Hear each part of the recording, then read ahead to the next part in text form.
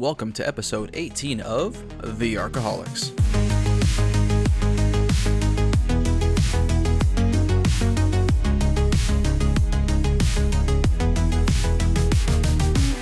The Arc-Aholics is a podcast where passionate gamers discuss all things Arc Raiders related and closely related topics. All content creator guests have their info in the description, and I highly encourage you to check them all out. And finally, thank you to all of my channel supporters, with a special shout out to my Florida Man Alligator tiered supporters, The Tranimal and Spectre. You absolute legends help make this possible. Welcome to episode 18 of The Arc-Aholics. I'm your host, Gecko. Today I have a very, very special guest. I'll let him introduce himself. He's a legend. Go for it. Hello, my name is Eroktic. I don't know, playing video games pretty much. I don't know. Yeah, that's pretty much it. Content creator, playing video games a lot. And humble to go along with that, right? I know you've been playing all sorts of extraction shooter style games, and I know you're very familiar with this one. So since your very first time appearance here, we have a kind of a tradition. We're gonna get a little bit of icebreaker. Mm-hmm. I have not shared this question with you beforehand, so for context, for the people who haven't played ABI, Armory from ABI was just the Armory when it first launched, and then it expanded. It became only a small part of a larger map afterwards. Yeah. So if Stella Montis is going to have the exact same route of the current maps, which would you add Stella Montis to, where, and why? I think it is going to be completely different map. I don't think that, but if I have to pick, it's probably Blue Gate, probably. Okay. But it can be. It can be because there is already underground in the Blue Gate.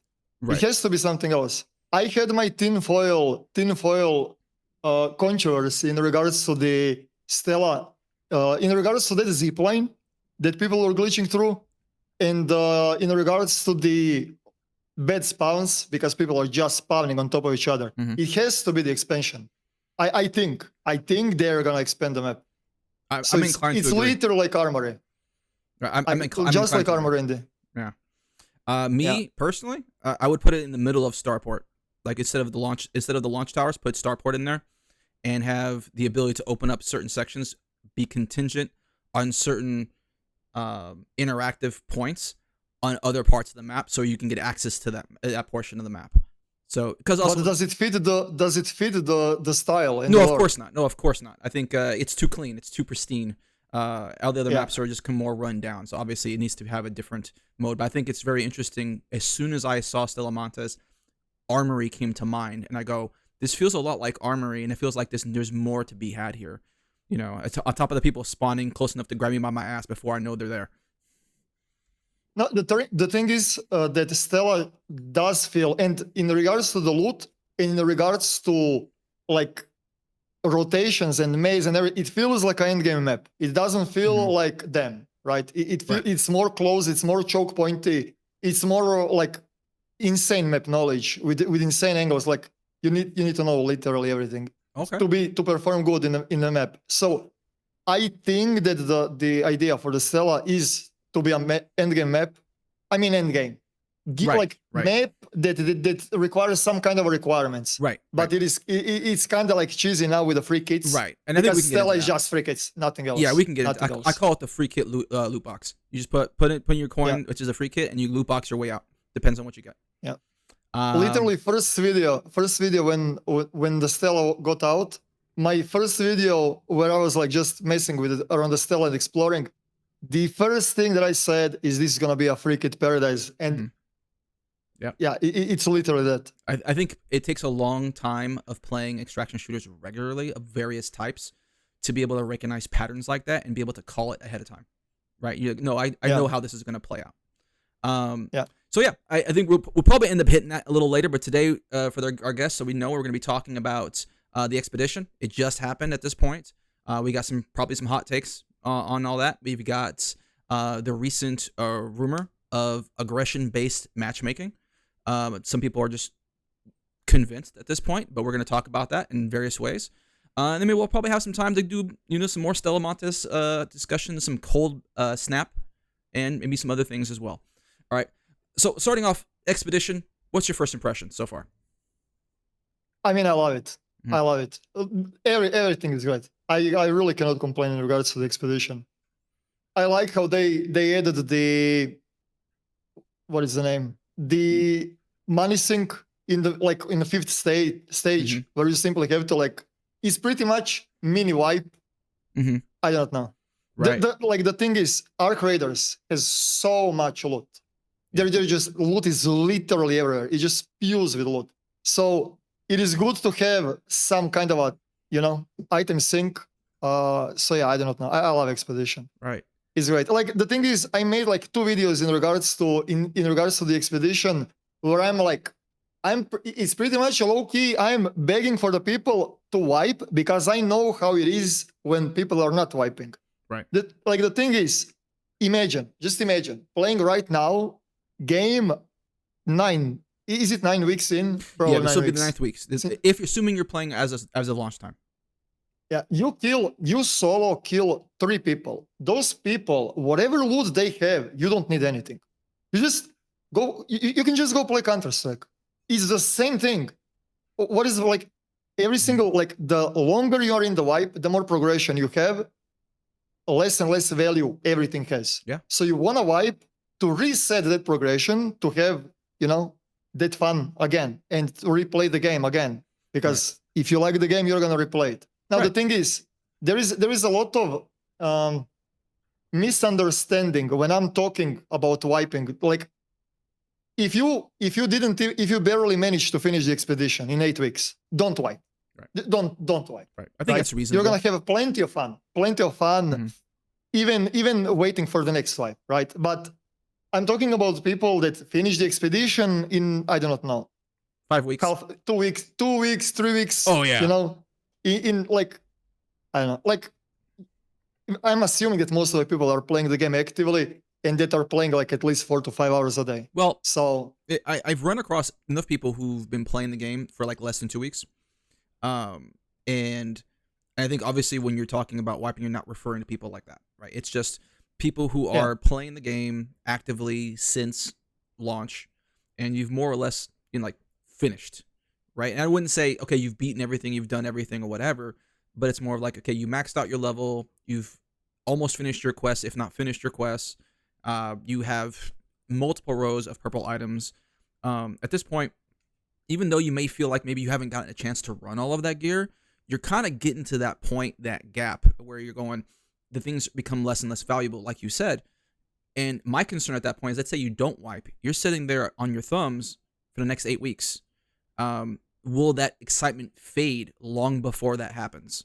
And you go, yeah, I don't feel like playing this game anymore. Or rather than trying to hold on to that, you're continuing to spike that excitement. It goes, you know what? Let me just, desensitize myself or sensitize myself in this case, again, by wiping, then suddenly everything has meaning again. Right? I think, and the weirdness about this is that it's not a full wipe like you have in Tarkov or any other type of traditional extraction shooter game where everybody wipes. It's kind of a mixed bag, right? For me, we've run across, there's 2 fights that stood out. It was both me and a duo of mine. Well, we were a trio, but our trio got knocked out so fast, it was basically a 2v3 at that point. We're just rocking rattlers and light shields. And after we finished that fight, I'm picking up this stitcher with blue attachments, kinetic converter. I'm like, oh, someone didn't wipe. Thanks. Yep. And it's interesting dichotomy where you're fighting people who obviously wiped because they're new or they wiped, and people who didn't, and you're like, well, I just got to come up at this point. And so I think it's going to take me at least a few weeks to figure out how effective it's going to be at actually managing gear inflation as a whole.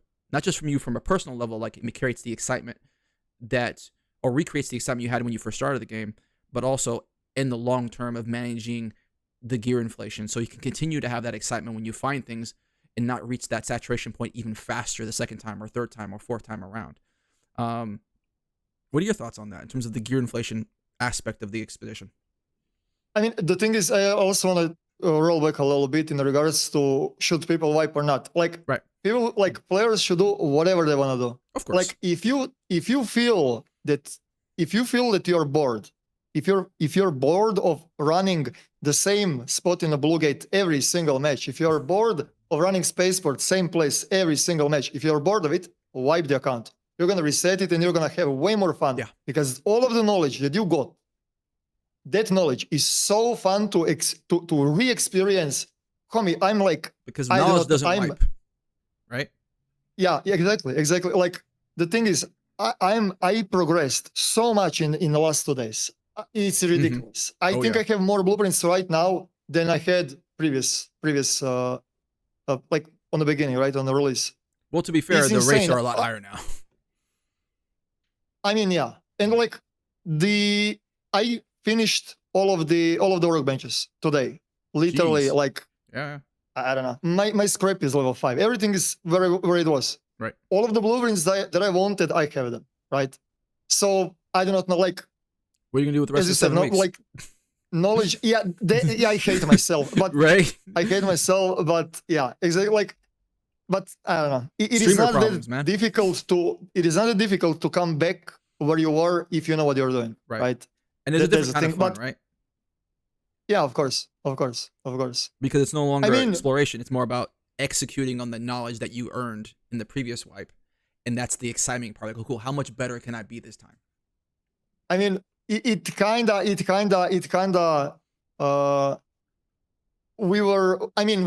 We figured out that it actually does matter if you are aggressive or not, right? Okay. I do not know. Do you wanna leave that for a little bit later? I mean, we can kind of go into that. I think we'll just put a pin in that for real quick because I think the gear inflation portion is also kind of valid to kind of keep an eye on for the following falling expeditions at least 2 or 3 times because there's great examples as to why I think maybe it might not be enough to manage that gear inflation. I had a friend of mine who could not play the game at launch, and he only started playing the game like a month after, right? And so obviously, brand new account, month later, we're looking at 4 weeks, right? So he's rolling with me and my standard duo. At that point, we're doing trio, right? And we're already kind of just juiced out at this point, and we just run like 1 or 2 raids, and suddenly, because we don't need any of the stuff, like you said, once you get to a certain point, you don't need the stuff on a regular basis. At that point, blue augments, you just like, all right, I'm not, whatever. You know, green guns, whatever. But he's just starting, so he's coming away just like rows of stuff right off the bat, right? And so when you're coming in late, the fact that, you know, people are already kind of ahead of you, that becomes more target-rich environment in terms of things that are people who are valuable in terms of the loot that they carry. And so I feel like because not everyone's wiping, that's always going to be persistent for anyone who is wiping, right? I think it'll have an effect, of course, but I think, like you just demonstrated, it won't take you long to get back to where you were, not just because of your knowledge, but because everyone that you're hitting at this point is going to have loot that you want right off the bat, right? Yeah, that is true. Yeah. But again, I do not know. Like, people, there is a lot of people that are having gear fear, and that is completely fine. Sure. It is a little bit like, it is healthy, but to a degree. My perspective is a little bit cooked because I'm playing extraction shooters for, I do not know, over a decade. Right. I mean, close to the decade. Even I was playing extraction shooters before extraction shooters were like, homie, the Division. Division Dark Zone. What was that? That was the Dark Zone. Right. Like, even before, like War Z, for example, that was like a knockoff of DayZ. It was not called extraction, but you had your global inventory and you were going out on the map. Like, like the gear fear faded a long time ago, and like on the games that I grew up, it was a little bit harder to obtain good gear. So I do not know. Like, gear is everywhere. People are gonna get used to it as soon as people learn how to obtain the gear. It is like, I'm assuming that they're gonna start using it more and more, right? I'm gonna give you the perfect example, and the thing is, people do not even have the need to use good gear in the Arc Raiders, because level 4 Kettle shreds, level 4 Stitcher shreds. Like, you don't even need, like, for example, every single time when I put pink stuff, I always get stream sniped, always. As soon as I run anything else, I'm not getting stream sniped. So I'm kind of restricted around, you know, with not using good gear. It is not about the gear fear. It is just about, I do not want that, how to say it, unorganic experience because that's not and fair. stream sniping. Like, why? Like, I'm just gonna drop your stuff. What you need, here, drop stuff, stream sniping. But it doesn't work like that. Yeah, of right? course. People are just way too. To me, I don't know. Here is whatever. They want the status. They want they're like, I got him. You know, it's just kind of like, okay, dude. They don't. They get some satisfaction in your life at this point. Their name doesn't even show on the stream. So yeah, I don't know. They're just gonna get my epics, I guess. I mean, listen. In regards to the inflation, people, like, when they announced that we need 5 million for the 5 skill points, that was the first time that I've seen people actually using epic augments. Up to that point, like, at least in the solo queue, I'm literally 100% solo. I did not play it one single time in the group. That's interesting. That's interesting to me because I would feel like, just me playing right now, I see very little use in like the green augments. I try to go to the blue augments as fast as I can because the extra safe pocket, the 3 extra trinket, like the gap in like usefulness. Like, I remember when we just did the wipe, we were running the green augments, and we would spawn. I can literally count down to 60, and I'd be full, right? Because I'd be hitting the closest POI, hitting everything that I grabbed, because you obviously need everything at that point.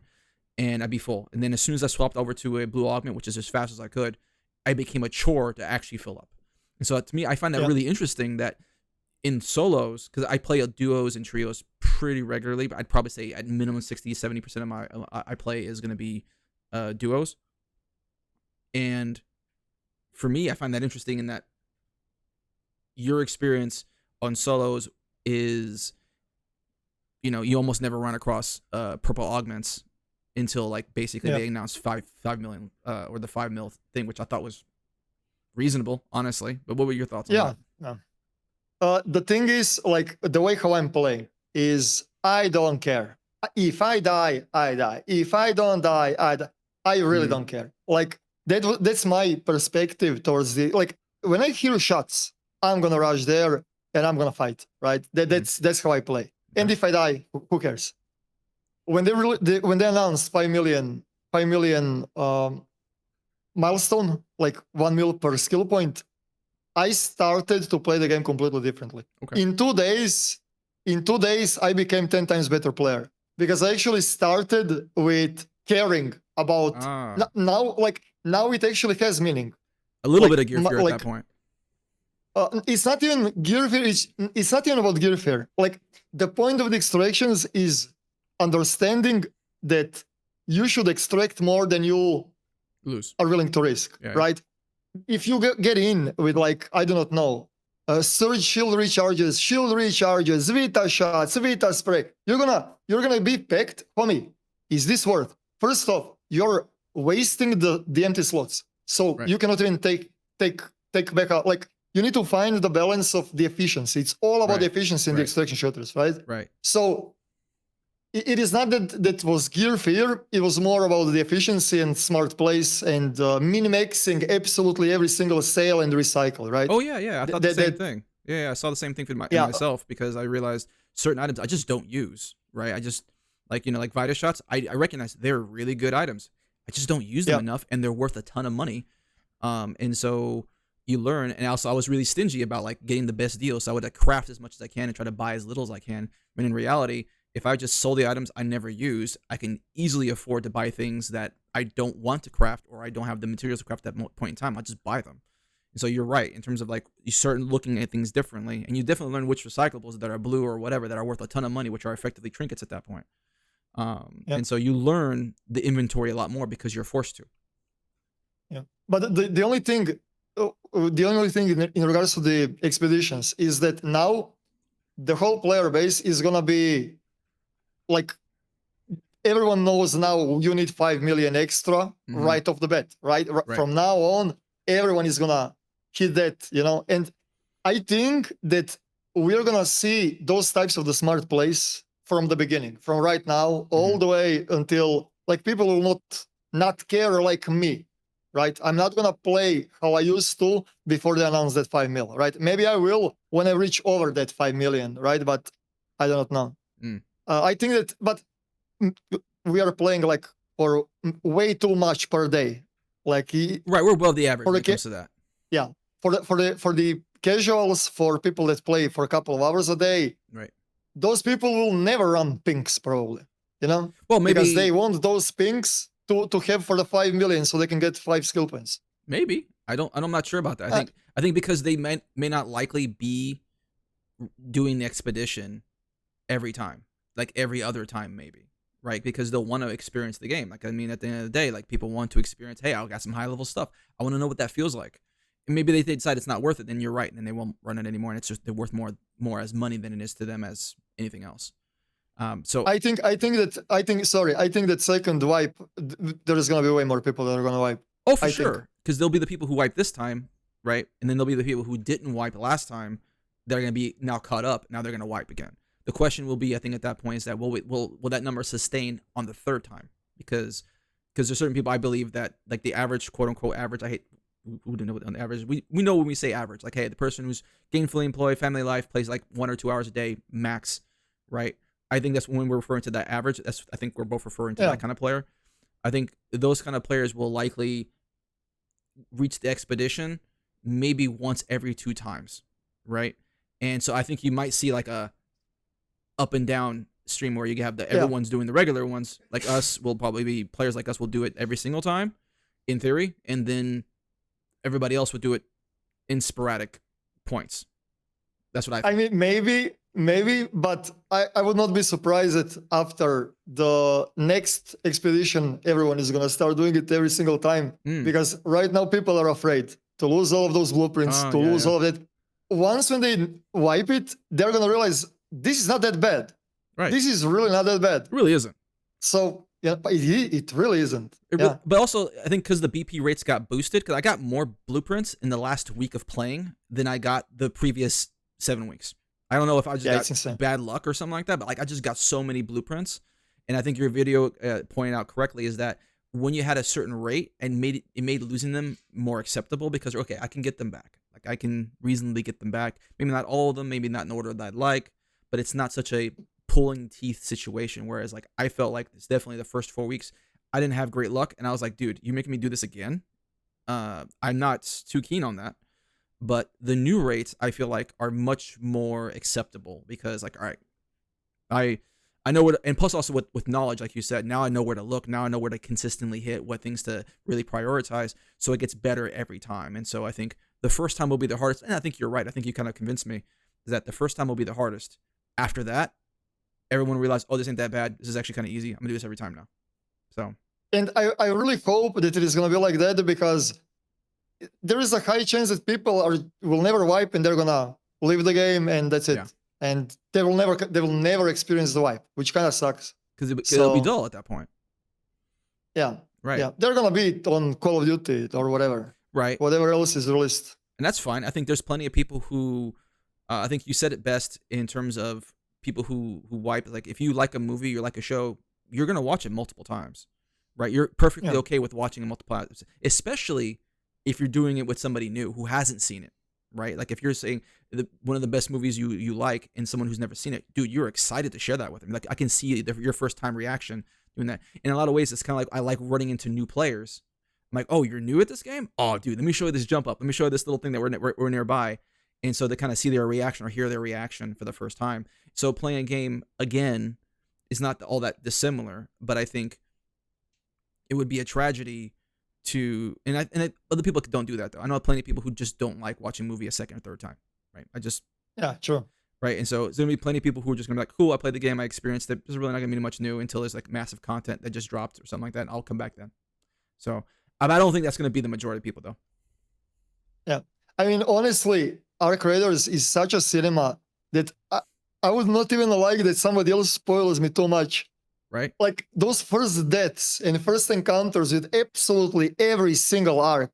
I don't know. I think that's the most valuable thing ever. You know, like when you're, I don't know. But I don't want to spoil it too much. Like it's just one of those like you get to be with them as they experience it. Like in my Discord we have like a stripper program, right?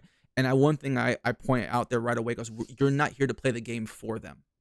Right? Yeah. You're there to kind of like, if they have questions, like, hey, these are things that maybe aren't as is as explained as well as I'd like, and that maybe I'm not new to extraction shooters. Like what's this, what's that, what's this, and you're here to kind of answer that question that the game maybe kind of fell short on. But you're not here to play the game for them. You're not here to just literally feed them loot and like escort them VIP style across the map, because that's taking away from them. That's not giving them anything. That's taking away more than you're giving. You're giving pixels, right? But you're taking away the experience, which is significantly more valuable. Like the devs did such a great job with synergy, with absolutely everything in regards to like arc behavior. Mm-hmm. And I don't know, there is so many moments insane, that I don't think I will ever forget what I experienced like for the first time in regards to so many different arcs, from the small ones to big ones. Yeah. It's a masterpiece what they did. It's so good. I think when I first played it, and this is an experience that you can replicate even today, so it's not really big of a deal. I remember my first experience, like it was 2023, shooting an engine off a wasp, and I was just blown away at the physics of it. I was just like, wait, hold on. I blew up a piece. He's correcting the flight, and he's still engaging me. Right? He's counteracting the balance. I'm just like, what's going on here, man? And so, and then it just kind of escalated further and further and further. And it's just like all these little things. And it's just, I remember getting killed once because I'm fighting this Rocketeer and I knock out one of the engines as it's winding up to shoot the rocket. I'm like, all right, cool. I'm going to go ahead and dodge this way. But because he had to correct and he tilted, the rocket didn't fire where he was aiming previously. He aimed at the new spot I was headed, and I ended up getting killed for it. I'm like, it's just like cinema. Like you said, cinema. You can't script that. You cannot script that. It is, and then people are annoyed when I'm yelling cinema, but because it is. What else do you want me to say? Right, you can't script it. It's literally cinema, right? It's so good. And that's what those clips are for. Like when people like say crazy clips, like someone riding a Rocketeer, or like some crazy friendly moment, or whatever, something that just off the wall that just goes crazy viral. It's because it's unique. It went viral. Yeah. It's not the norm. Right. Yeah. In the traditional games, it will probably bug out and glitch out and look dumb, but not in Arc Raiders. Nah. And speaking of the norm, right? We're gonna go on to this topic, which is friendly lobbies, right? Or so-called friendly lobbies, right? And I think because of the game's launch and the plethora of content creators putting out tons of videos about these team up moments and these proxy chat things, right? And I think this also happened on the heels of like Marathon not having proxy chat and the server slam and like the previous tech test and all that stuff. They kind of like added fuel to the fire and all that. I think it gave a lot of people this impression of what the game was normally going to be. I even got a comment, hey, all these content creators made it seem like the game was a super friendly PvE style game when it really isn't. So it is a mixed bag, right? I think it's one of those things that's interesting. And what's currently interesting right now is that this viral like rumor, right? I'm going to call it a rumor for now, right? We can discuss it, right? Of this idea that if you're friendly, you get friendly lobbies. And if you're PvP, you get PvP lobbies, right? And this is based off of, because everyone kind of had this theory for a long time, right? Everyone kind of had this idea like, hey, well, I'm getting friendly lobbies. I'm not getting friendly lobbies. Well, it depends on if you're on an NA server or EU server, because that's a whole other bag of tricks right there. But this really, really got set on fire when PC Gamer Magazine interviewed the art director for Embark, right? And he had a statement that was generically broad. Like there's no certainty in that statement that you can say, oh, this is exactly what he means. Pinpoint exactly what he means, right? And PC Gamer Magazine, to their credit, they know how to market. This was like a minority part of the entire interview, and yet they leaned into it with the title of "It's official, your behavior in Arc Raiders affects matchmaking." Right. And so I want to let you kind of give your whole spiel on that one before I kind of like, color it with my opinion on that one. But I kind of guess I kind of jaded the water a little bit on that one. So what do you think about all that? So I also heard that rumor before, like there are like 2 videos that came out. I forgot the name of the content creator that made 2 videos in regards to that. I tested blah blah. I'm like, no way. There is no way. Explaining Myth gameplay then. Myth is literally talking to everyone, backstabbing absolutely everyone. Like like he becomes their friend, and then he backstabs them. Explain this. How the hell does that work then, right? And I was extremely cynical in regards to that, right? My whole previous swipe, solo PvP, pretty much kill on sight. Like there is like on the beginning I was kind of like talking, but as soon as people started with like shooting me and taking my loot, I said, okay, let's just start killing on sight. You became the villain. In most of the cases. The villain. In most of the cases, no, the thing is that it became completely like my lobbies, completely normal to kill on sight. No one is talking. It is not just me. No one is talking. No one is using emotes. Just kill. But you're on EU servers, kill, right? kill. EU, yeah. Yeah, because there was that meme that NA was just this, super frolic in the flowers, whatever. EU is a complete war zone. So like, I think there's a little bit of context there that needs to be. Yeah, I made the video like literally that meme, and I said that was my ignorance, right? My ignorance. The thing is that this wipe, I went into like every single time when I start a stream, I go like a couple of free kit runs in a Stella just to warm up. 3 raids, just kill it. Literally my classic kill on site lobbies. Everyone is having fun, our fun. And I decided, you know what? Let me start shooting. Let me just stop being aggressive now. And let me see, like, I think that this is a perfect time to test this out, right? Actually, that was actually immediate. I was not shooting on sight in those 3 matches, right? When I got killed, I was not shooting anyone. I died 3 times. After 4th raid, there was no more shootings at all. Nobody was shooting. Okay. There was literally no flares anywhere. If you saw the flare, you did not hear the shots. It was Arc killing them. Yesterday, whole day, that was how many hours? 13 hours, 14 hours. I do not know how many hours I played yesterday. Yesterday, whole day, today, whole day, for me, nothing. Okay. No, nothing. Literally, friend lobbies. Oh man, it's a bucket list moment right there. it's literally it is a thing. It is a thing. You can check my words. Okay. Nobody, like, I died. Okay. One time I did bring the epic gear and then stream sniper killed, but it's literally stream sniper, nobody else. Right. He killed me. And today in the Stella, one guy with the Rattler tried to kill me. I killed him. So he started to shoot me. I downed him. Right. And that bring me back to the PvP lobbies. Okay. So despite the fact that I was not aggressor, despite the fact that somebody else shot me, because I killed him, I went back to the PvP lobbies. So now I'm actually in the PvP lobby. I'm not in the yeah. And that's the reason why my progression is so insane. Like, I'm done. Right. I'm done. So I'm like 10 adrenaline shots, running around like crazy, doing all of the quests, whatever loot I needed. I have it. I don't know. I'm done. I'm literally done. Okay. So and this is not it. Like, the thing is, like, when I'm talking about something, and then when somebody else says something on top of it, and it's a mismatch in the opinion, that's the reason why.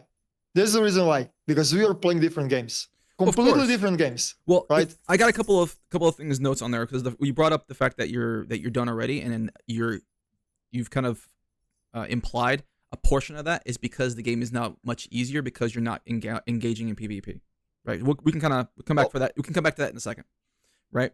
The second, but the main thing I want to point out is that you could create the exact same circumstance by only making the matchmaking off of 2 specific buckets, right? First, separate solo lobbies from duo/trio lobbies. Like, you just treat them separately in terms of matchmaking, because for obvious reasons, right? What duos, trios, shoot on sight is perfectly acceptable. It's just the norm. Whereas in solos, not so much, right? So you start off with that, and then you base it off of average downs per raid. You can create the exact same situation, right, using that, because if you're a friendly player, your average down per raid drops like a bucket, like a rock, right?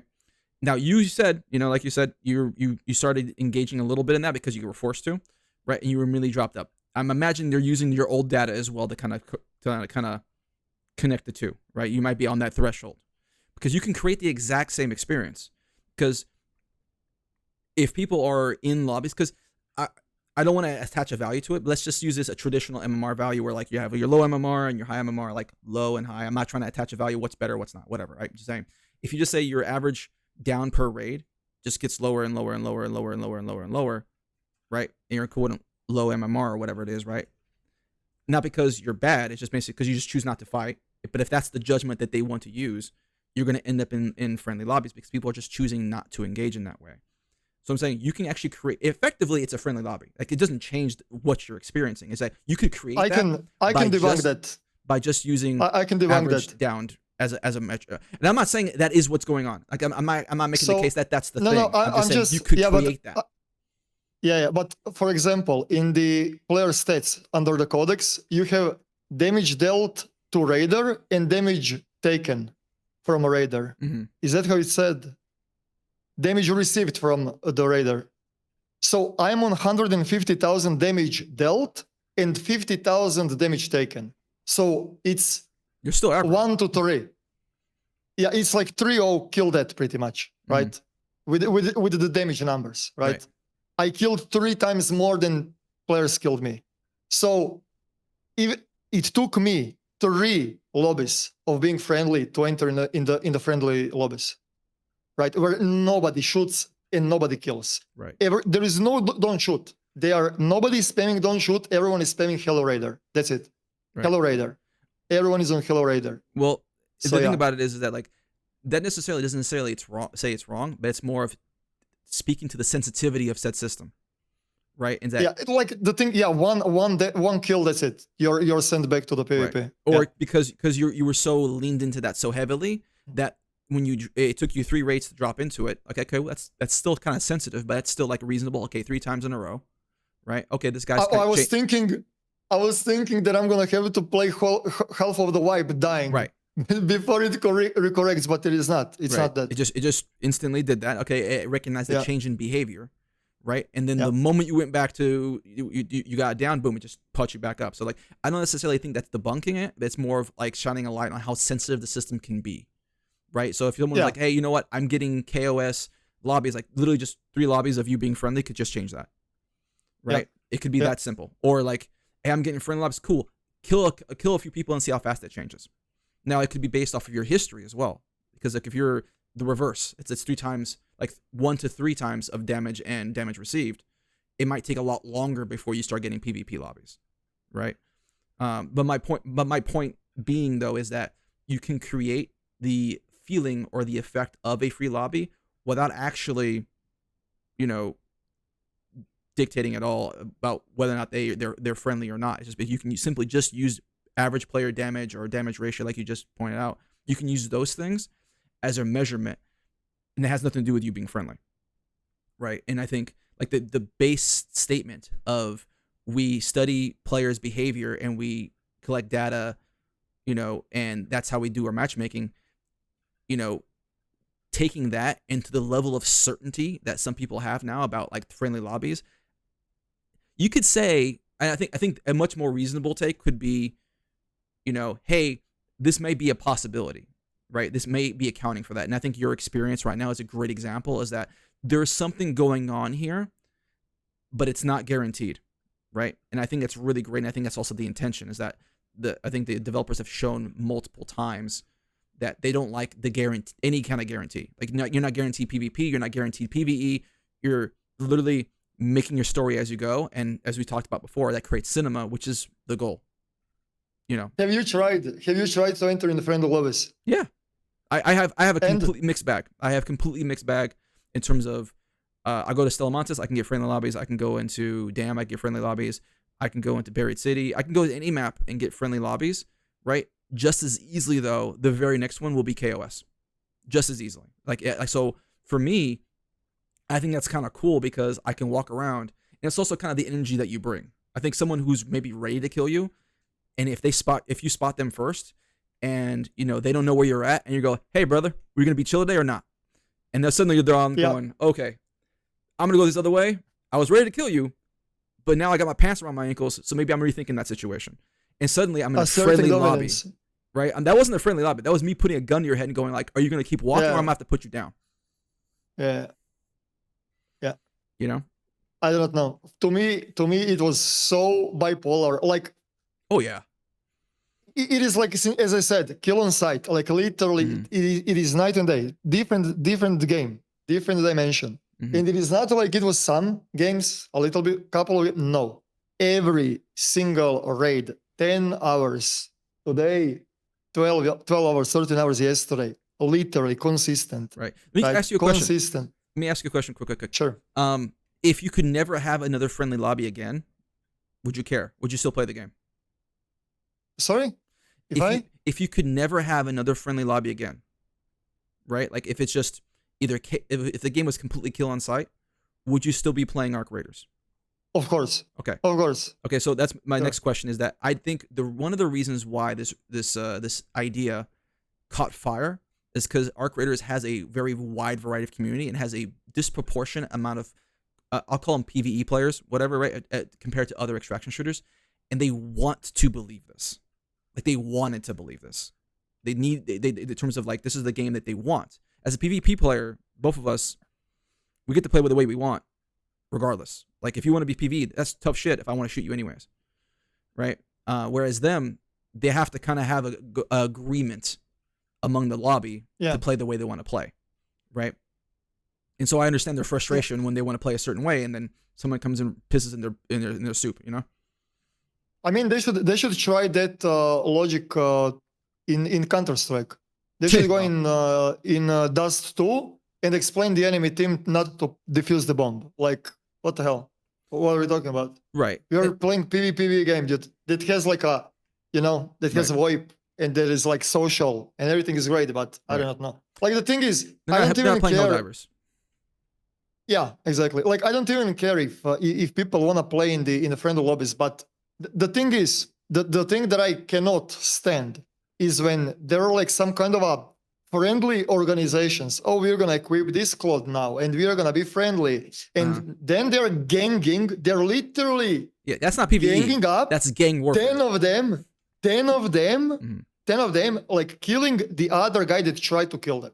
For me, they're even worse than PvPers. It's even worse. That's my example that I'll give as well, because I don't believe that PvEers, or I'll call them PvEers. I know that's a generalist term or whatever, right? But like PvEers are any less aggro than PvP players, right? For starters, or less toxic, for example, right? For starters, I had this one example where I had a lobby that was sort of friendly. I can tell it wasn't completely friendly. I can tell just by the tone of people's voices, it was very uneasy, right? And I'm like, all right, cool. And I'm near this one guy, and I realize suddenly, I go, oh, wait, we're by ourselves right now. Right? And brother's holding a volcano. Right? And immediately, as soon as I realize that, I see him go ADS, and I just dodge, and I manage to actually win a fight. Right? Yeah, up close with like an arpeggio. So I'm like, oh, cool, you don't deserve this loot. But the problem is, everyone around suddenly start hearing gunshots, and they start running towards there, right? And I'm screaming, he shot first! He shot first! No one wants to hear that. And of course, he's screaming himself.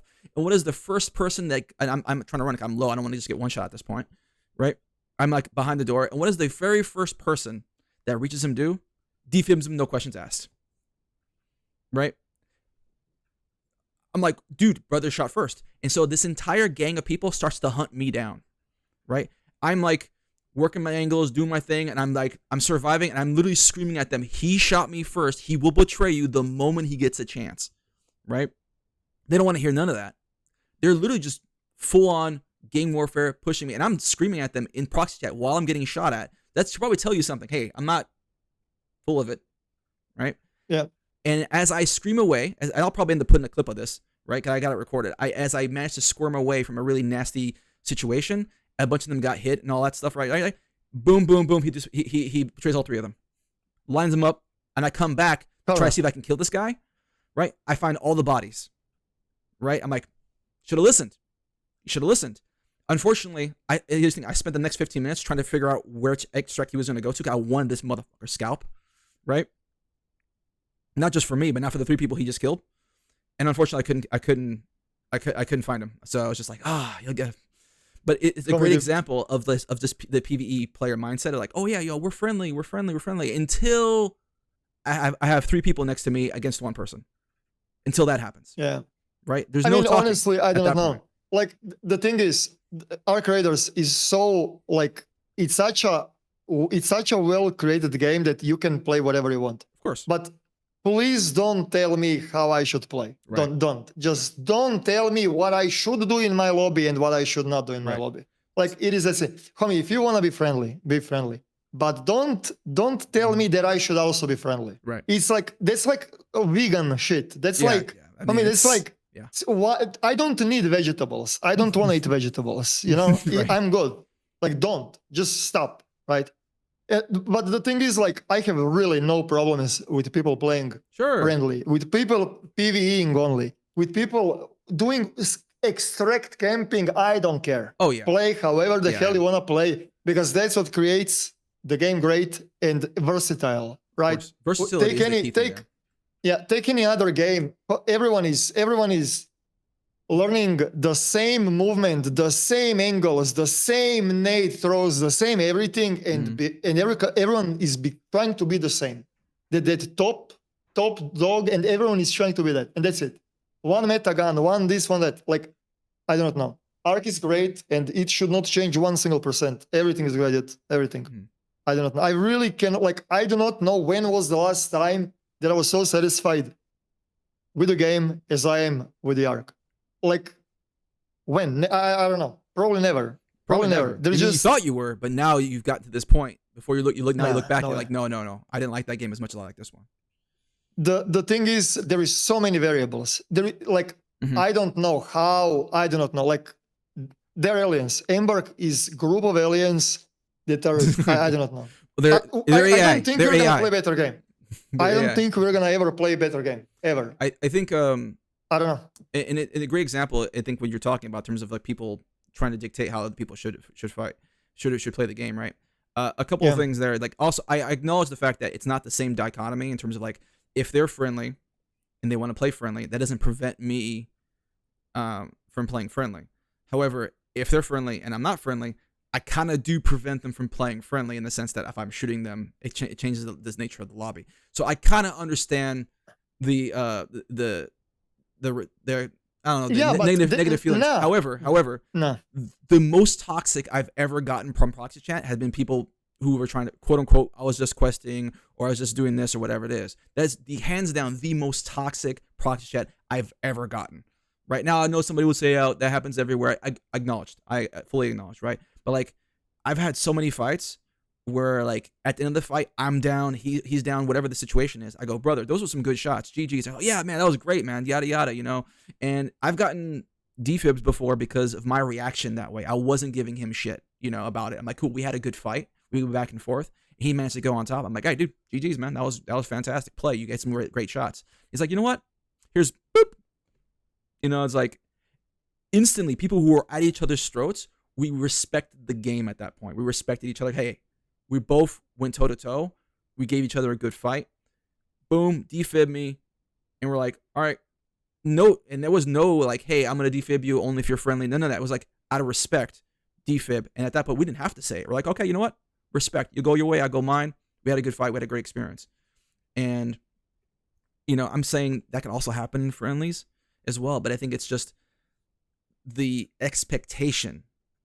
Like, people have walked straight up to me, just fully expecting me not to shoot them in the face, right? And I think the great example, I think the one thing that brings PvE players and PvP players together is the idea of you being in a key room in like nighttime raid or something like that, and someone's like, "Don't shoot," and they walk in and they start looting all your shit. I think that's the one thing that brings everybody together. I mean, that's griefing. That's just griefing. That's just like, dude, brother, I'm shooting you now. You deserve that one. Yeah. I mean, the thing is, like, yes, you're right in regards to he's friendly or not, and then you are making him not friendly because he's dead.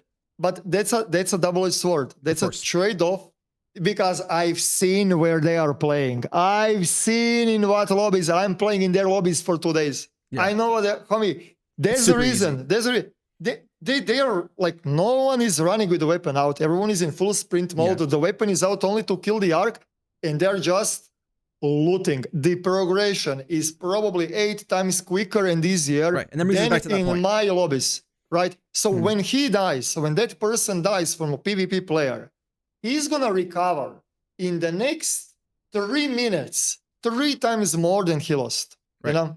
Right. And that brings The me back to lobbies that are point. insanely easy. In that Insanely easy. if it was strictly a PvE game, it'd be really, really boring, really fast. Yeah. I remember Okay. I spent 2 days. I literally just like, hold on, when was the last time I spent 2 days playing solo? I remember I was like, wait, I haven't gotten shot at by another player in 2 days. Like in 2 whole days. Right? And I go, no wonder I'm feeling bored. Yeah, right? yeah, yeah. It just takes away that tension from the game entirely. And I know there'll be people out there that say, not for me, this, that, and yeah, that's fine. Good on you. Do your thing. I imagine though you might have more fun in a game that doesn't have that risk than at that point.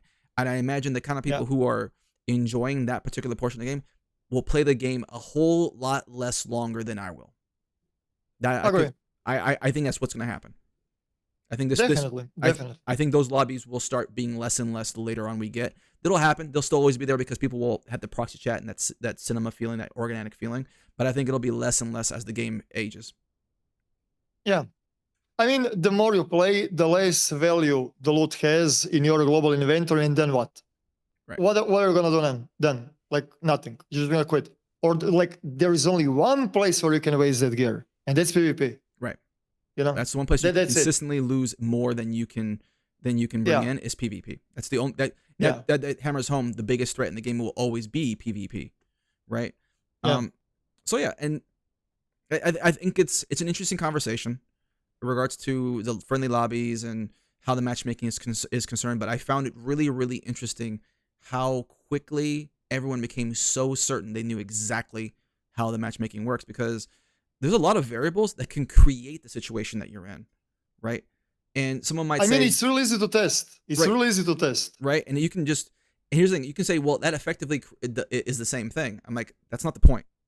That's not the point. I think the point being is that I can run into lobbies 3-4 times in a row with nothing on me, so I don't have the ability to down anybody, and suddenly all my lobbies get friendlier and friendlier and friendlier, but it has nothing to do. I can turn my mic off the entire time and not contribute one bit to the quote unquote friendliness of the lobby and get the same result.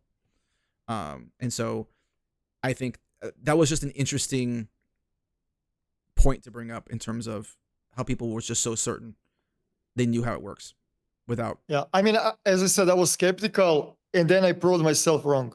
I could not believe that it is that easy. Right. I don't know. And again, like I think in your case, there's probably just a level of sensitivity that was surprising to me as well. Like 3 lobbies, that's all it took. Yeah. Yeah. But like, as you said that your lobbies were like, sometimes you're going to have a kill on sight, sometimes you're going to have friendlies. In my case, it's literally, it was kill on sight until those first 3 raids. That's it. And then everything just stopped. It's like you wake up, and there is no one in the world. It's just you. You're like, what the hell happened? Literally that kind of a switch. Right. And I think, but also the context of EU server versus NA server is also a big factor as well. And I think people have to kind of acknowledge that. I was thinking that US servers are friendly, but the only reason why they are friendly is because I did not started with shooting there yet. I'm assuming that was the reason why. And the same thing, I do not know if you remember that Reddit post where the guy said that crossplay is more kill on sight than PC. And that's a factor as well. I was playing with a crossplay on yesterday whole day, and no one shot me. No one. And I think crossplay on. I think this just speaks to the amount of factors, the amount of variables that are at play. And I think, like for example, I turned crossplay off a long time ago, right? Just for the desync factor. Like this was when the desync was a lot more harsh. And so I know it's an increase in performance at that point, but they've kind of since patched a lot of that down a little bit, at least in my experience. And so I noticed. And then when I started playing with somebody who was on PlayStation, so I had to turn crossplay on again, and I just saw an instant, like, I'm not trying to flex or anything. I'm not the most mechanically gifted person in the world, but I saw a dramatic drop in quality of opponents, right? And I'm like, what's going on here, right? Are you guys all just flexing on me with like, keyboard and mouse before? Now it's another story. Is it really that big of a difference? Who knows, right? And then someone pointed out, hey, I don't run solo lobbies in crossplay because I get betrayed a lot in crossplay lobbies, right? I mean, there's a lot of things, a lot of this logic tracks, but like, there's always gonna have someone who's gonna have their own personal experience that just debunks that completely. Dude, it has nothing to do with that. I've had the opposite experience, right? And so again, that just speaks to the uncertainty of all these variables that people are just not accounting for. I mean, since I am pretty much just PvPing, I kind of don't care what the enemy, like what does the opponent do. So they cannot betray me if I shoot them first. Of course. So it's kind of like, the thing is, I'm playing with the crossplay on in most of the cases because of a fast queues.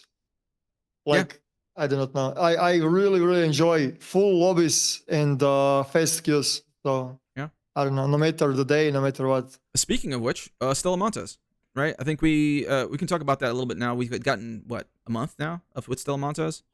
To me, I think we both touched on the problem with Stella Montis right now as an in-game map is that it doesn't really feel like an in-game map because it's basically a free kit loot box run at this point. Yeah. I think we've seen other games tackle this a little different. Like ABI is a great example in that they had the different kind of lobbies. I forget what they're called at this point in time. Like there was like lockdown and then something else. I forget what it was, but to the point where forbidden. There it goes. Where they, for the sake of everyone watching, these were basically just tiers of easy, medium, hard lobbies, and you had to have a certain minimum of loadout, certain maximum loadout to go into certain lobbies, right? And some maps just straight up were not available on the easy version. So could you see that Stella Montis start doing something similar in the sense that unless you were in a certain tier of difficulty of a map, right? Yeah. And unless you brought in a certain minimum, I don't think that free kits should be like, I would not even put free kits inside. Like, I would just log them out and that's it. Well, I mean, that's it. In regards to the loadouts, honestly, I would just make enemies tougher. I would not put any requirements. I would just make mobs ridiculous and that's it. If you can win them, sure, that you do. Okay. I would rather. I mean, I do not know. I would rather have like maps that are insanely difficult in regards to the arc. So you need to have insane amount of the loot to be ready to survive them. You know what I mean? But I would rather go that route than putting like, oh, you must have this and that much loadout to enter in. But I think the problem with Arc Raiders in the sense that there's so many utility items that make Arc irrelevant. But the thing is, you have to carry it in. You have to carry it. Sure, right. I see that, right? But like, to me, I feel like one of the benefits of having a high level map, right, is that someone else is also bringing stuff worthy of fighting, right? Like it feels crummy to be like, all right, cool, I'm gonna go in. I got my Bobcat, got my got my heavy shield, got this, that, and the other. Cool, I got my good heals, and I'm just working that. That lobby, boom, boom, boom, and I'm just getting free kit after free kit after free kit after free kit, right? And it's just like, it's not even so much that, like I feel good, cool, I killed a bunch of people, but like, I'm not getting nothing out of it. I'm actually losing more because of the heals that I'm using. They're more expensive. The durability I'm gonna have to repair on things afterwards, right? And also the potential, not even to mention the potential risk. Let's assume you get out safely.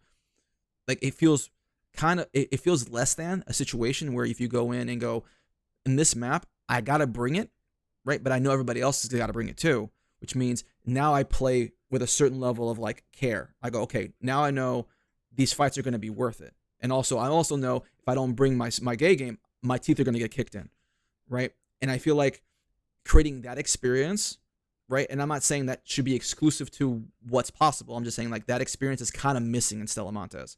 Or especially in Stella Montis, in Arc Raiders in general, but like in Stella Montis specifically, where it's clearly been made for that, and it's kind of failing to deliver that because of the systems that are currently in play. Yeah, I mean, the thing, like, preloads, I do not know. They're a little bit way too overpowered. And I can see the nerf is, like, I can see nerf, they're gonna definitely nerf it. There's no way. Across the board, yeah. Are they overpowered across the board or specifically for Stella Montis? Cheesy. It's not overpowered, it's cheesy. They're cheesy. Okay. They're extremely cheesy. Right. The 'cause thing, it's- like, yeah. you can destroy like a guy with the epic shield with level 1 stature. You can destroy him, right? With a kettle, almost. You can barely, right? Like with the stature, you can destroy. I think that Pink speaks more to shield, weapon easy. balance. I don't think that speaks. I don't think that speaks to the free kits. I think that speaks to weapon balance. Honestly, I mean, yeah. Because honestly, if you remove free kits from Stella Montis, and okay, cool, it doesn't take much to put together a kit that is close to the same value, and go in anyways.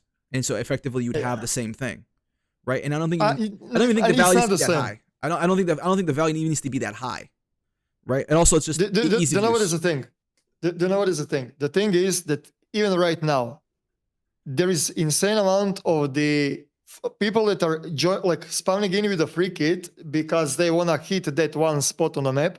If they get a bad spawn, they're just gonna surrender, and then they're gonna try again, and then they get bad spawn again, and then they're gonna surrender, and then they're gonna go again, and they're gonna keep spamming surrender and re-roll the same map until they get the good spawn and good time when they want, right? Like, and that is completely killing, just killing the queue system and matchmaking and the health of the player population in the raids, right?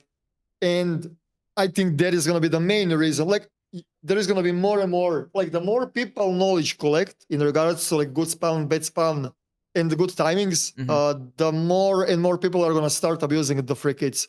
On top of that, same thing goes with the Stella. In Stella, they are overpowered because it is not that difficult to even craft the hatch key inside of the raid if you have the Traveler's Tinkerer, and then like even like no matter how kill on site lobby you are, you can still weasel your way out without any problems. Again, surrender, like, I do not know. I think spamming that free stuff is just way too OP.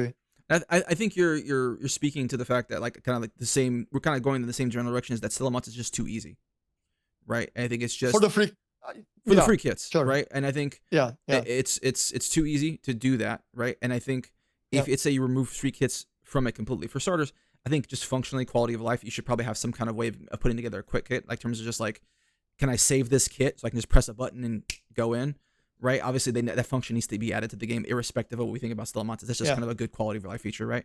I think if you add that, but the thing is, but you're still losing of course, I'm not saying that's going to solve the problem. I'm saying that needs to happen that needs to happen as well.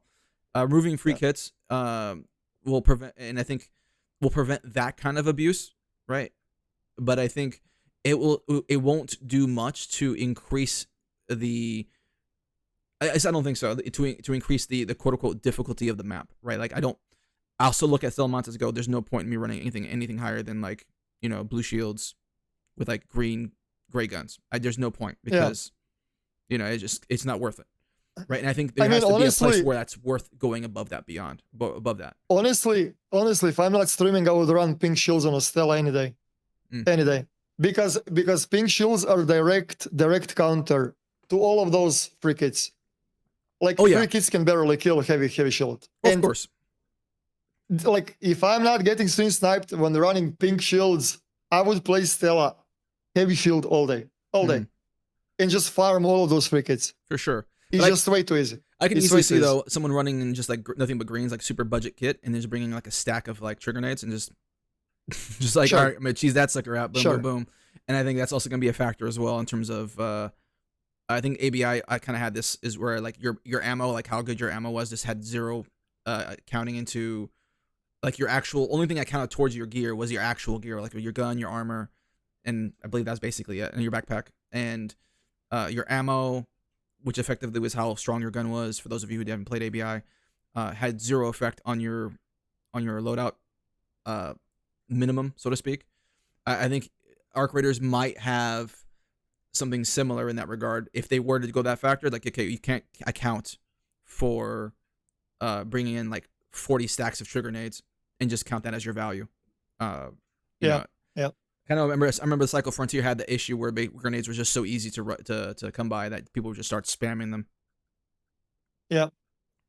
I mean, you can still kind of do it with the light impact grenades because it costs chemicals and that's but they're not nearly as like destructive though. It's just like but I mean, trigger grenades cost. Yeah, like trigger grenades cost. It's like what, processors and something else. Processors and crude explosives. Crude explosives are pretty easy to come by, and if you're not rocking purple augments, right, your processors are not really in contention with anything else of meaning at that point.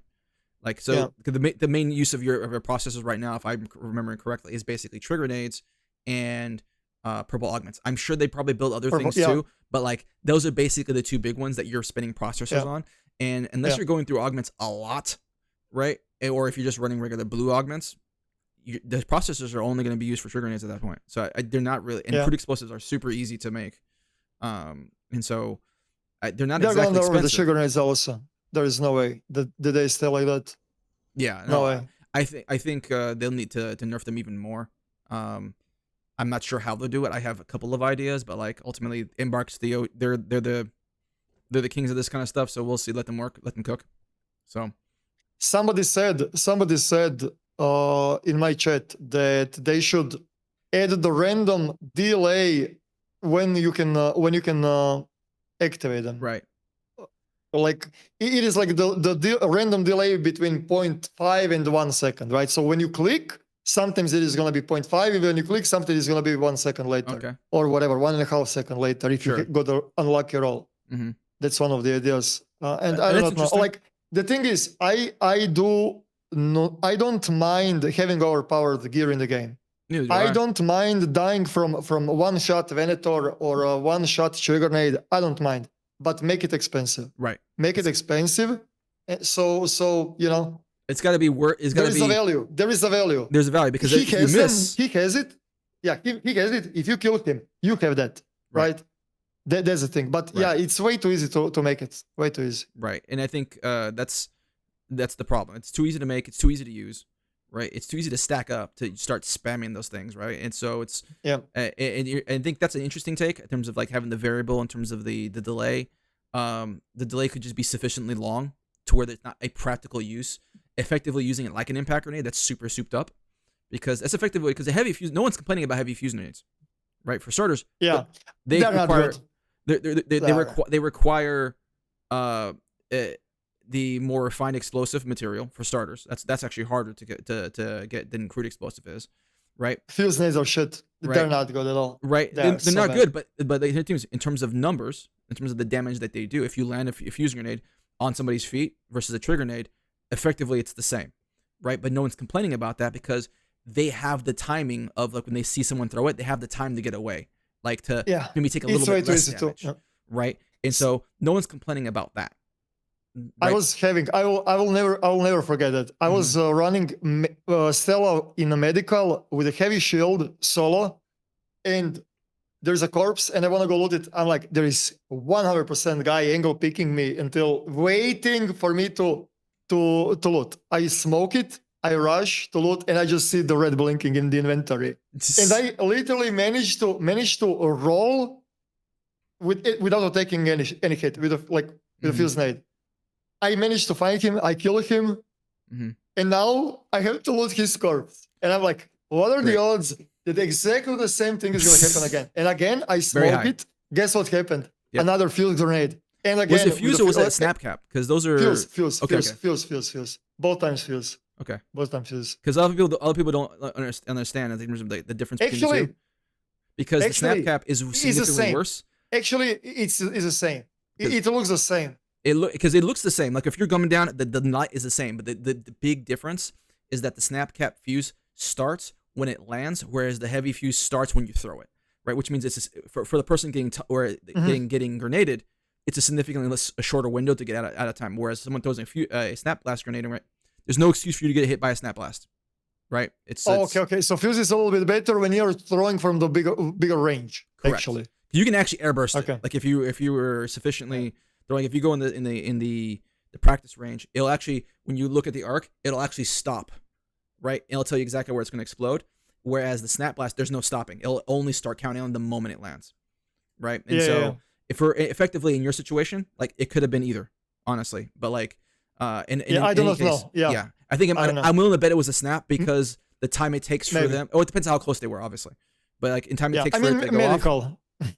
Yeah, medical. 15, 20 meters. Yeah, but that's more than enough. That's a whole second of the toss time at that point. Yeah. You know. I know.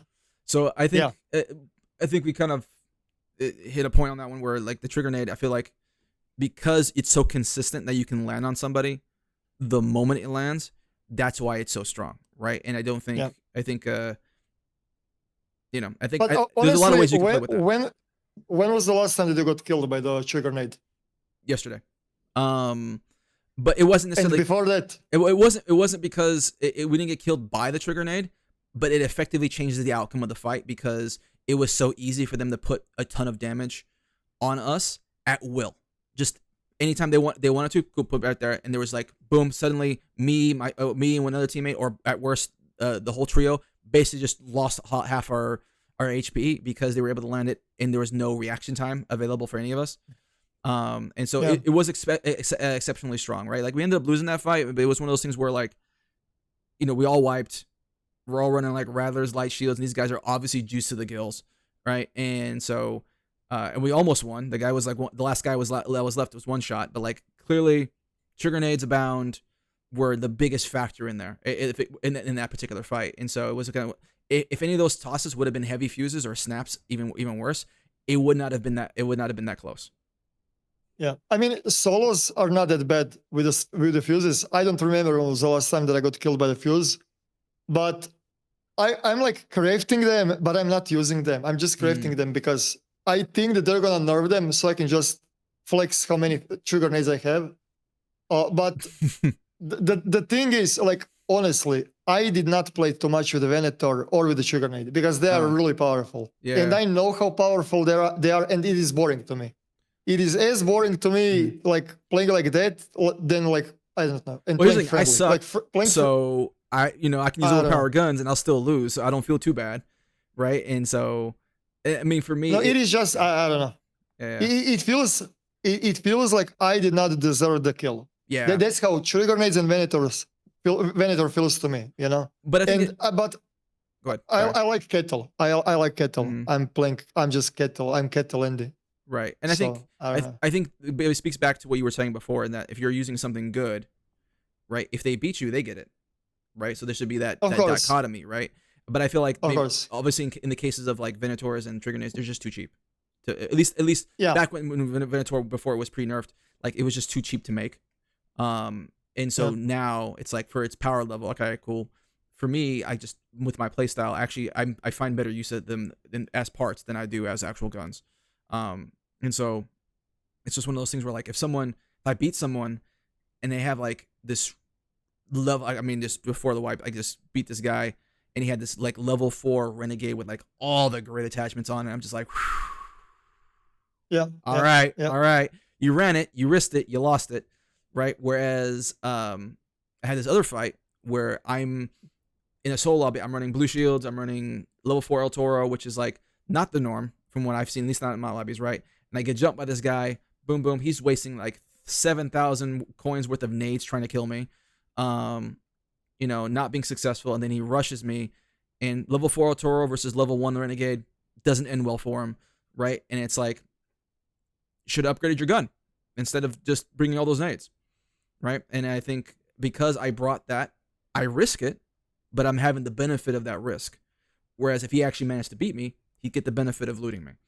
And I think, I'm okay with that. Even if it was the reverse, like, especially if it was the reverse. I'm like, hey, dude, I got a Rattler and I picked up this, kinetic converter, purple attachments, whatever weapon he's got on him. Like, it feels good. Where if I lose it, it's part of the dichotomy there, I wanted to mention in regards to the weapon balance, since we are talking about the weapon balance, that it is okay to have like trash guns in the game, but it is not fair that Kettle and Stitcher are way more powerful than Arpeggio or Beretta, for example. Right. Beretta, right? Why? Right. Why is it green then? Why is it green? Right. Make Stitcher green and don't change anything on the guns at all. Leave it as it is. Put Arpeggio on white gun. As a white gun, put Kettle and Stitcher as a blue gun or whatever, and make them more expensive to upgrade. Because right now, there is literally no reason for you to run anything else but Stitcher or Kettle or whatever. I mean, Anvil is goated. Anvil, I love Anvil. I remember, awesome. But I'm not sure how long you've been playing the game. I'm pretty sure you've probably been playing all the playtests at this point. But I remember when all guns started off as gray.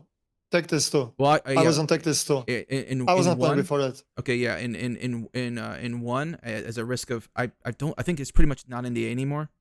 I'm not sure, but like, you know, I mean, just not even bring that up. It's not even bring that up. It's not even bring that up. Yeah. But basically, it's like, I think because there's this RPG style rarity, you know, gray, green, blue, purple, all that stuff, right? Like we associate, okay, green has to be better than gray, yada yada, all that stuff, right? Where that's not necessarily true.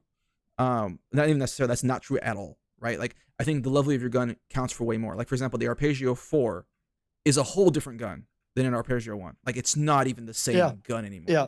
Right? Yeah. It's like, it's honestly just a budget tempest. It's just ridiculously, and in some cases it might even be better because of the fire rate. It's super strong. But like, I mean, the Renegade knows both of them. Of Renegade knows and Tempest and Arpeggio. But level 4 Renegade. That's kind of my point. Is like once you get guns to level 4, they are night and day different guns. The problem is, I think the overlap between, say, a level 4 Stitcher and let's say, I don't know, level 4 Berletta, the overlap is kind of getting there, and you start getting further where it's like it's blue guns, right? Is that I've beaten Torrentes with a Stitcher before, right? And it doesn't matter, like it doesn't matter, like it's one of those things where I understand there's a little bit of skill issue in that regard, in terms of like, hey, I beamed you in the head, and you missed half your shots, right? And so I should win that, regardless of what the gun difference is going to be. And I understand that the dichotomy of that, right? But in situations where it's much closer, right? Like, hey, you're not missing half your shots. I'm not missing half my shots. I'm hitting you in the chest. You're hitting me in the chest. Your gun is like 3 times, 4 times, 10 times more expensive than mine, right? It shouldn't be that close, right? Because, and I know some people will be like, well, you just want gear to be a crutch. No, I don't. I'm just saying, like, it should be in the margins, right? Like, if I'm outskilling you, I should beat you, right? But if it's in the margins, why are you taking good gear then?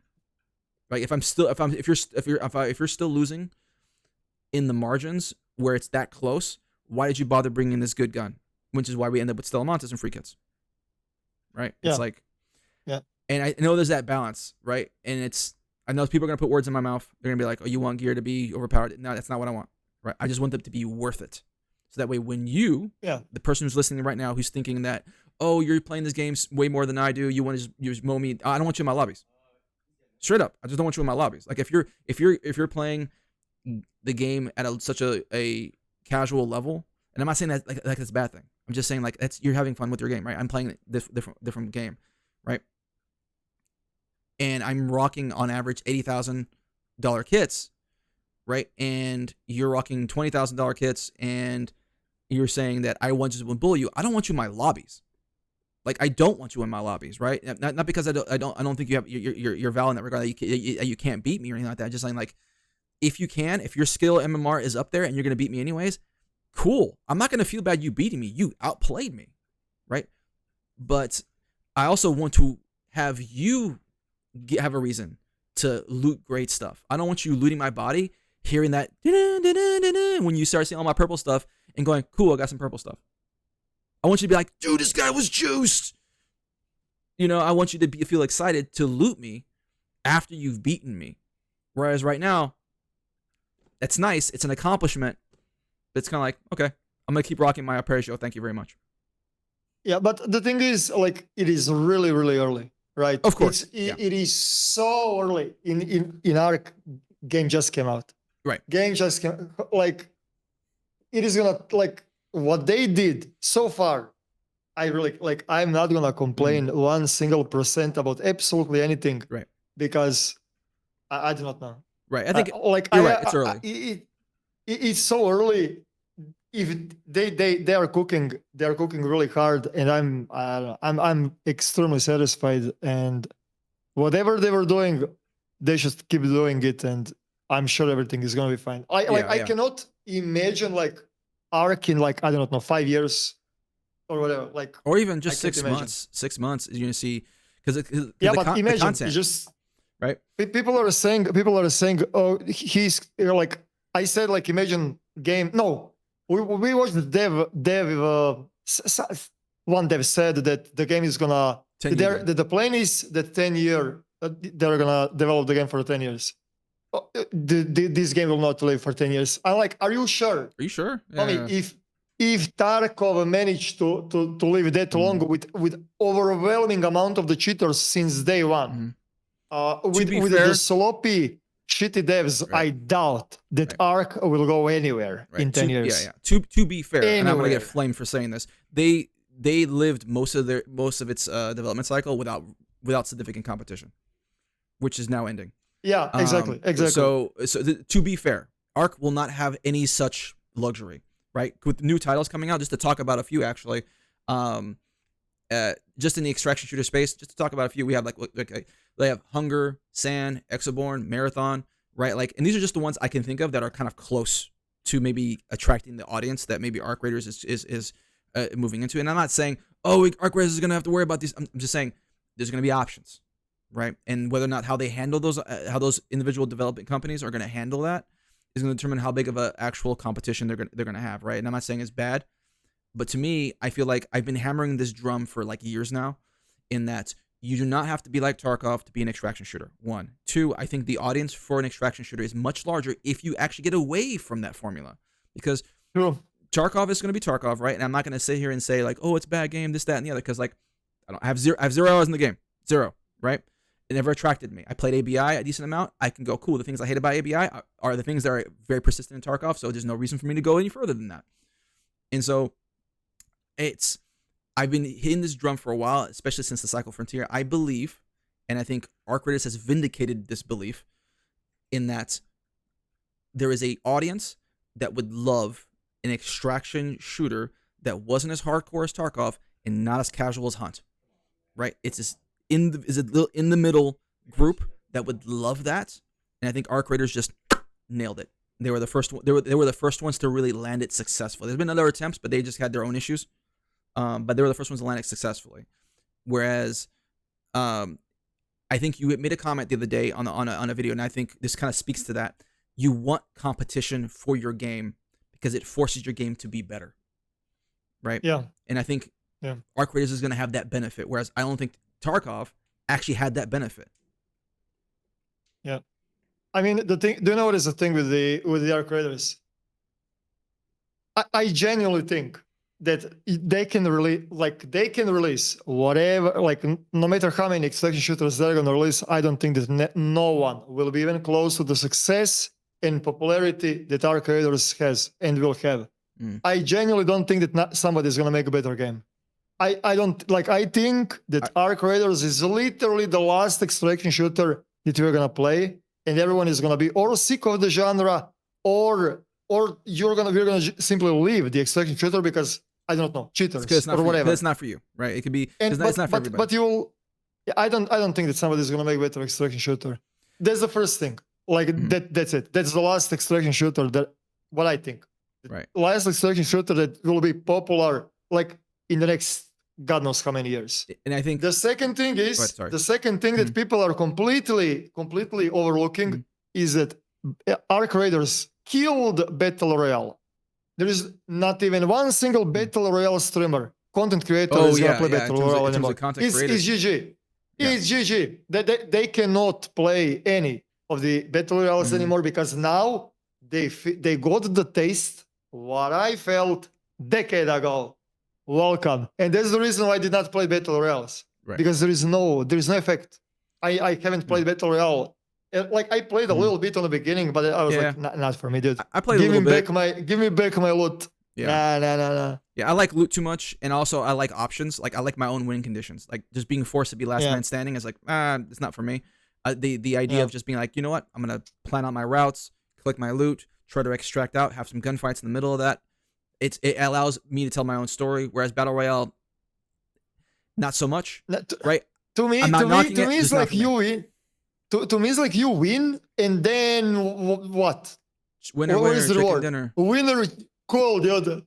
Can I get some trophy? Can I get something? Right. You know? Right. I mean, to be fair, and spoilers of war, like in the extraction shooters, you're literally constantly progressing your account. Right. your character, constant progression. Right. And I think that's the evolution.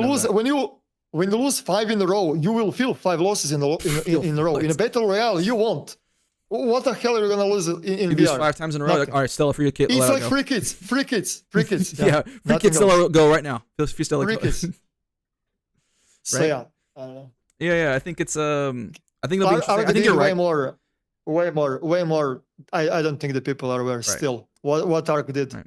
I think you're right because of the way Embark approached it. I've seen a lot of their interviews in regards to their CEOs and development and whatnot. So it's like I think the way they approached development was unique in the sense that they were building from the ground up the foundation, the tools that they needed, the AI structure, like just the procedures. It wasn't just slapping a band-aid on current ways of working. They had to create new ways of working. I think the best quote that I heard was that if we say we want to be 10 times faster, we'll only end up being 2 times faster because we're going to take our current systems and just try to put band-aids on it. Whereas if we tell ourselves we need to be 100 times faster, well, that forces us to completely rethink and restructure how we work to even come close to 10 times, 50 times faster or anything like that. And so I think you're seeing that now. I think you're seeing that, like a great example would be kind of tempering out the content that we're seeing because they could have dropped that greater deck a while ago. They could have done the usual thing like, hey, we've got Cold Snap, we've got Stella Montis, we've got a new Raider deck. They could have done that all in one go. They could have done that just boom, just huge marketing push on top of that. For one, they doesn't need it, right? They're running high right now. They don't need it. But like just drip feeding all that stuff. Okay, we're dropping Stella Montis. Okay, we're dropping Cold Snap. We're dropping Expedition. And now we're dropping Raider deck, right? I think we're gonna see that, right? Over the years to come, and we're gonna be like, whoa man, we're getting really spoiled. We're gonna have constant 2 week to a month worth of, like every 2 weeks, give or take, of something new to like experience. And that's insane to think about, a game keeping out that kind of pace. And I think you're right because of that. That's probably why it's going to continue to have success where other developers are going to have hard time keeping up. Honestly, like the way, like I understand why they did it, why they were dripping the content like that. Mm-hmm. It was the best possible thing that I could do. That's the first thing. The second thing is I literally cannot even complain. Like I've seen so many like big streamers complaining about why are they not doing this? Why are they not doing? Shut the fuck up. Just you don't run that company. Like no, just like let them do what they are doing. They're doing really good. Like I like the thing is like I think that there is a lot of people that are not grateful enough. Oh yeah. What we are playing, you know. So yeah, that's what I think. All right, that's it. And the thing is like like the game, the game is on 372,000 peak on Steam.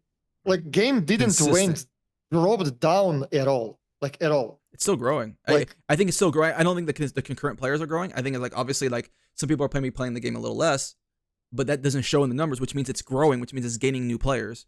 Right. I know for a fact, I know my son, he plays the game and he's convinced his friends to slowly start getting the game as well, because it's also having such a large cultural impact as well. You're starting to see memes and things like things are starting becoming these collective experiences that everyone kind of is familiar with now. And so that's going to start creating this unstoppable momentum where it's going to be like everyone knows what that is. And that brings me back to that, is that I remember saying this a while ago and people were kind of like scoffing at me. I goes, watch, in a year's time, people are going to be saying, oh, Tarkov, that's like a hardcore Arc Raiders, instead of saying, oh, Arc Raiders, that's like a casual Tarkov. That's what this is. That's how they're going to be referring to each other now. In a year's time, that's how people are going to refer to these two games, because one's going to be way more culturally impactful than the other. How long did it took for a Fortnite to blow up? It did not blow up immediately on a battle royale, because I remember I started, like I was playing Fortnite Save the World. There was like a co-op. Right, it was supposed to be co-op first. Tower defense, whatever. First. And then they released the battle royale, and then I played first season, but I do not remember when exactly like started to get hype. Right. When it started to get hype, I left, but I do not remember when exactly. I don't remember really either. I think it was like later, like maybe even in the season 2 or even in the season 3. It was not immediate hype. Right. Maybe the same thing is gonna happen with the Arc. I would not be surprised. And the thing is, Arc costs $40. Right. It is not free to play. So. Right. That's another factor as well. Like this consistent concurrent player is not like, oh, they're free to play. No. People paid money for it, and I think you're right. I think because imagine I'm envious of the player who's not playing Arc Raiders right now that gets to experience it 6 months from now, because they're gonna see Yeah. all the extra content that just been added and all the refinement that's been going on. Because the direction that it's going right now, it just shows me, like, you're right. It's gonna get refined and refined and refined. You're gonna add more content, add more content, add more content. Because that brings me to another event, the Cold Snap. I'm worried that this is just an event that we're all gonna see seasonal. I'm worried because, like, I really like the event, right? I really like the Cold Snap. Amazing. I love the Cold Snap for a couple of reasons, but I'm gonna let you kind of run on that one. It gives me nostalgic vibe from the Division 1. Division 1 yeah. survival. It was so good. It's literally the Division survival, and I love it. And honestly, I would not mind if they leave it seasonal. I would like, even if I quit the game, even if I go play something else, I will definitely play December. Definitely. Yeah, right. You know, that's the thing. Yeah, I so hope maybe it is better. Maybe it is better to just skip it for a while. Because, like, the thing is, maybe you're gonna get some seasonal events for the summer, of course, or for the spring, or autumn. You know. I think my son he had a theory that if Stella Montis was in fact a armory type situation where they will expand the map afterwards, right? That's the snow map, and the Cold Snap there is basically the normal setting in that map. So now that's the end game map. So it has Stella Montis, it has the surrounding area, and it's in the mountains, which means the Cold Snap is the normal daytime version of that map. And then you have other factors as well, right? Like, that was kind of his theory. And I'm like, that's actually kind of a good theory in terms of what could possibly happen. I'm not sure, obviously, but, like, that'd be kind of cool to think about, honestly. Yeah, maybe. I mean, it's definitely condition. Right. It's the hypothermia. Yeah, I like that a lot because it does. At first I didn't quite. I was kind of didn't understand it, and it kind of, for me, it felt like it was kind of encouraging a little bit of ratting because people wouldn't be out in the open moving around as much. That's certainly a concern.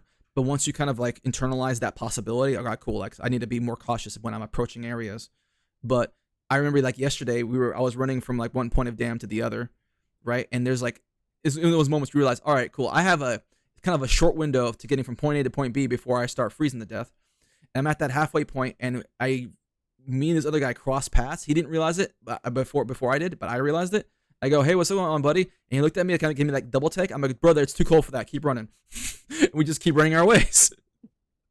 Yeah. Right. And I mean, the thing is, like, the Cold Snap, I would not even mind it. It is a little bit even harsher than it is, because when you're having, like, tough environments, and if you have enough of the knowledge, you can use that knowledge to do things that other people think it's impossible. Of course. You know? Yeah.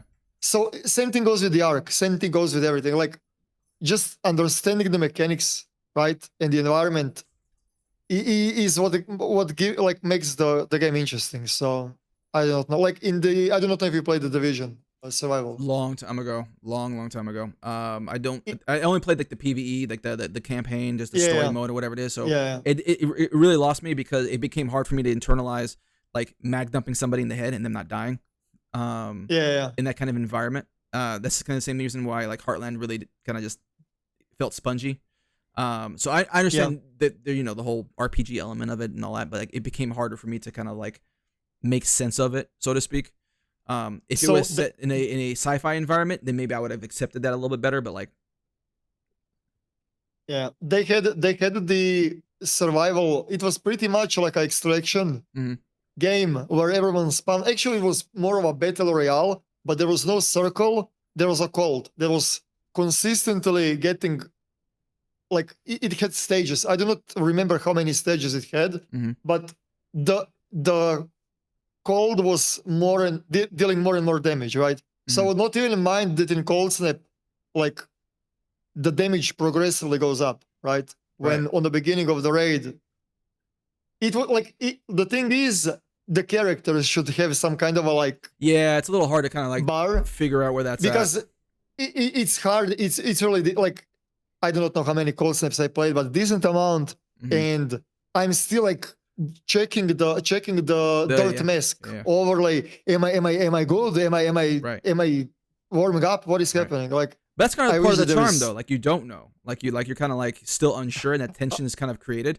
But I understand that I think I would know. I think I would know if I'm getting warmer or not. well, Like I if mean, I'm fair there. enough. Yeah, I remember I've been stationed in Korea for during the winter. Like I know what it feels like to have my hands slowly lose its feeling.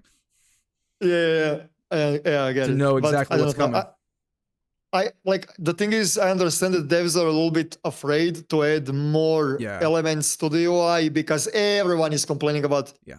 minimalism and as less is Right. better. And I agree, but having some kind of a outline over the stamina or something little, Right. it doesn't have to be anything like, You're right. something it doesn't be big. huge, but yeah, that, and I would also not mind like that. I mean, I do not want to overcomplicate. Yeah, it's good. It's good as it is. I also have to consider that It's the good. audience that Arc Raiders is shooting for, it's the, they're shooting for the casual, So like I think having it too harsh is always a concern for them. They want it to be accessible in that regard, but I feel like that kind of leans back to that experience that, and you're kind of touching on that, like that experience of like hard lobby, that's like firm. Like this is the hard lobby that's kind of missing right now, and I think that's probably the one thing that they can add to this game that would just send it to another level where you have that firm boundary of like hard lobby where like cool on this map or on this particular mode, this is the extra hard cold snap,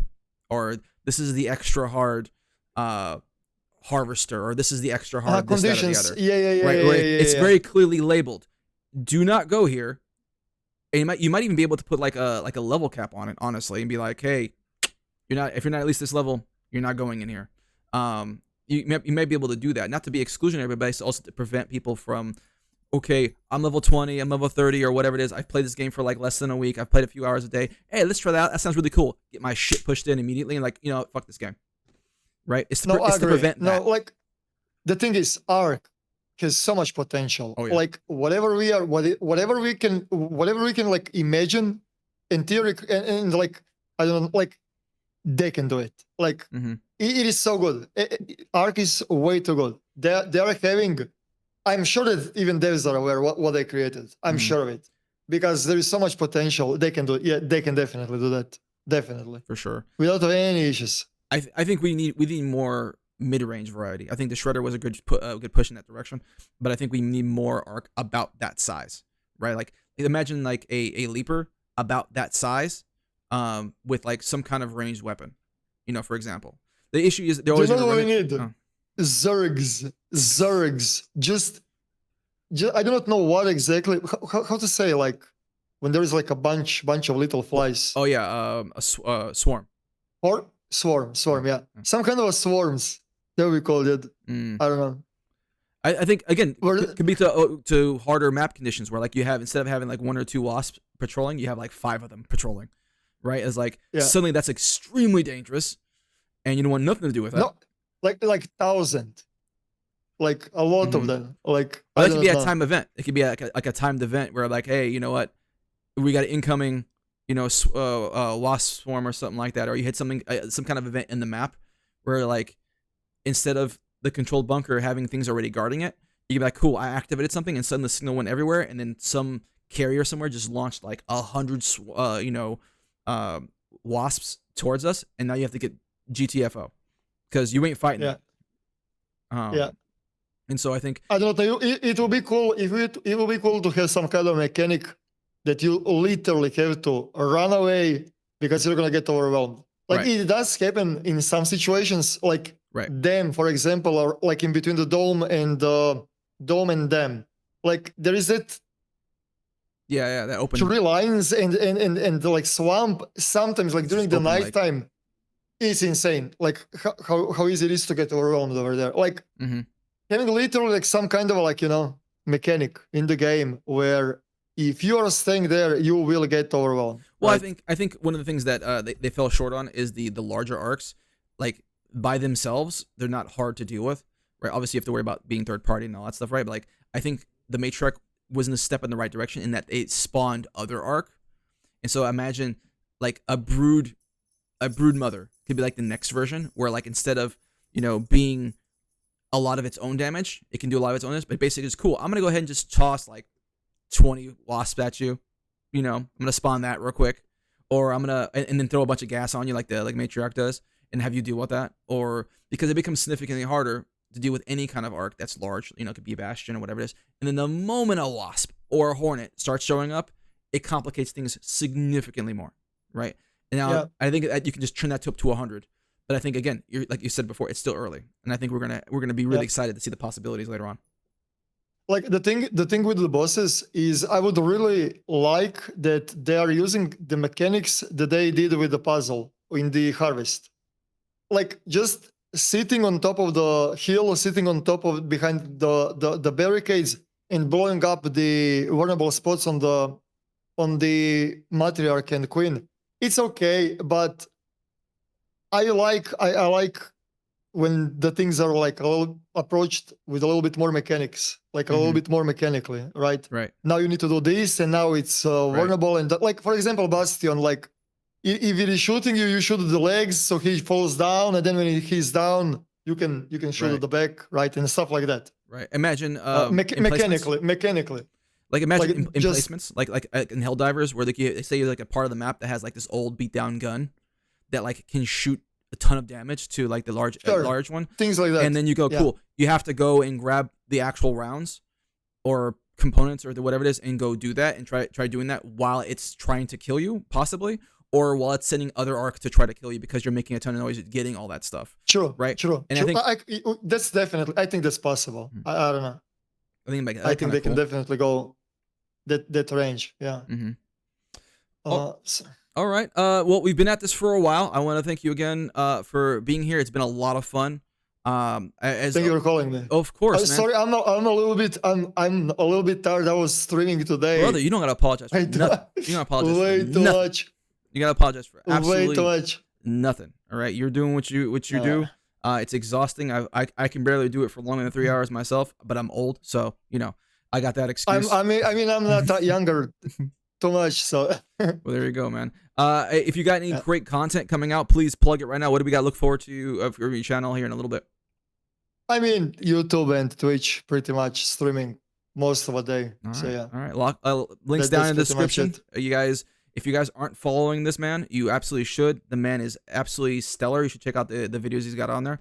For me, just more guides at this point. I got like this anti-ambush guide coming out soon.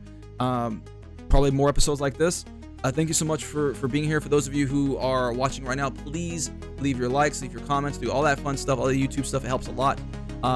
Thanks again. Thank you. Good hunting. You.